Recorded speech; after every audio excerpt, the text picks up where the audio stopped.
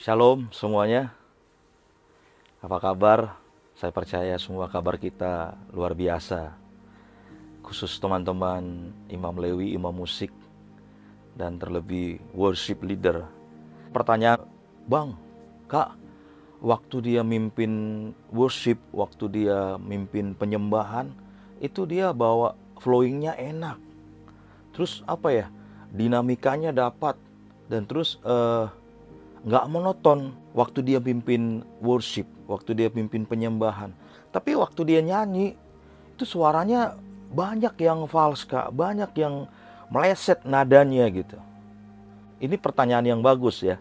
Nah, teman-teman, nih saya mau kasih tahu rahasianya. Seorang worship leader ataupun song leader, pemimpin pujian, harus seorang penyembah. Kenapa harus seorang penyembah?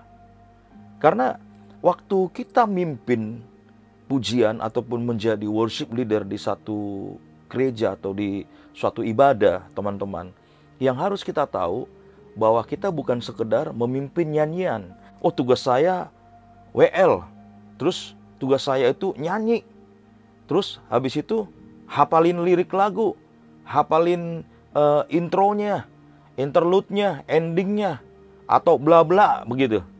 Bukan cuma sekedar itu, teman-teman. Waktu kita berdiri di mimbar, waktu kita ada di altar, teman-teman harus tahu, kita ini sedang mengimpartasikan gaya hidup seorang penyembah.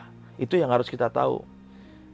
Supaya nanti waktu kita tugas dalam pelayanan sebagai worship leader, kita sudah sadar diri nih, bahwa kita ini sebenarnya seorang penyembah. Kita ini sebenarnya seorang hamba, tanpa perintah, tanpa amanat dari Bapa di surga, kita nggak akan bisa membawa umat Tuhan masuk dalam hadirat Tuhan.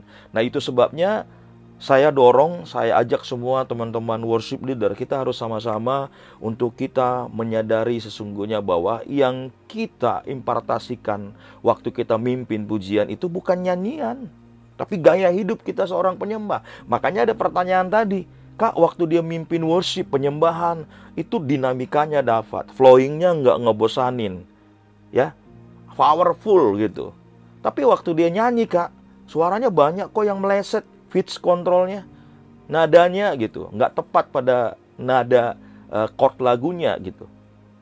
Nah, jadi teman-teman, jawabannya yaitu, jadi kita harus mengerti nih, memahami bahwa sesungguhnya dalam ibadah itu bukan cuma sekedar memimpin nyanyian, tapi kita sedang mengimpartasikan gaya hidup kita seorang penyembah. Saya percaya waktu teman-teman semua worship leader punya hubungan dengan Tuhan, itulah yang saudara impartasikan, itulah yang saudara bawa untuk membawa umat Tuhan itu masuk dalam hadirat Tuhan, bukan nyanyian. Pertanyaan saya, berapa banyak kita yang tidak menyadari bahwa sesungguhnya seorang worship leader harus seorang penyembah. Nah, hari ini teman-teman, biar kita menyadari bahwa kita semua itu harus benar-benar hidup dalam keintiman. Waktu kita hidup dalam keintiman, semua itu perintah dari atas. Tuhan mau ngomong apa, Tuhan mau bilang apa, bahkan narasi pun bisa datang dari Tuhan. Tuhan kasih hikmat buat kita. Kuncinya, sukalah nyembah di rumah, sukalah memuji Tuhan di rumah. Nggak ada orang, nggak ada siapa-siapa di kamar kita, nyembah, ya, nggak ada musik, ya, itu gaya hidup. Nah, itu yang kita bagi sama jemaat. Nggak usah capek-capek jadi WL, santai gitu ya kan, tenang. Ada WL itu sampai capek yang terus disalahin pemain drum, yang disalahin pemain keyboard, yang disalahin pemain gitar, bass. Wah, ini nih nggak ngangkat nih gitu. Makanya ada istilah begitu, nggak ngangkat. Jadi teman-teman semua, perlu kita sebagai pemimpin dalam sebuah tim praise and worship, kita harus menyadari bahwa seorang pemimpin itu harus tenggelam dulu nih dalam hadirat Tuhan sebelum kita terjun dalam pelayanan.